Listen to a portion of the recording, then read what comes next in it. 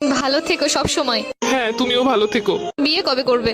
জানি না আদৌ কপালে বিয়ে শাদী আছে কিনা। তোমার বউকে বলে দিও আমি যেই হাত ধরেছি ওই হাত যেন না ধরে। তোমার জামাইকেও বলে দিও আমি যে গালে কিস করছি ওই গালে যেন আর কিস না করে। আমরা যেই যেই জায়গায় দুজন মিলে ঘুরছি তুমি তোমার বউকে নিয়ে ভুলেও সেই জায়গায় আর যাবা না। বউয়ের মন রাখতে মাঝে মাঝে যেতেও হতে পারে। তুই নেই মাত্র কইলে তুই আর বিয়ে করবি না। এটা তো তোমার কথায় কথায় বললাম। তোর স্বভাব আমি ভালো করে জানি, আমি তো তোর কথা উনানের লেগে কইতেছিলাম। ছেড়েই তো চলে যাচ্ছ, তাহলে আবার এইগুলো কেন বলতেছো?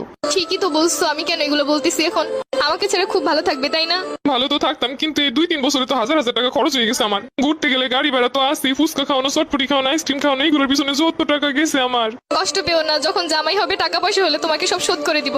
তোমার কিন্তু মাঝে মধ্যে এমবিও বইটা দিতাম আমি। হ্যাঁ ঠিকই বলছো, আমি তোমার কাছ থেকে নিতে চাইছিলাম না, তুমি আমাকে জোর করেই দিছিলা। তখন তো বুঝি না এগুলো সব লস হয়ে যাবে। আচ্ছা জামাই হলে ওটাও শোধ করে দিব, টেনশন করো না। ঠিক আছে, ওইগুলো শোধ করে দিলে আমার আর মনে কোনো কষ্ট নাই।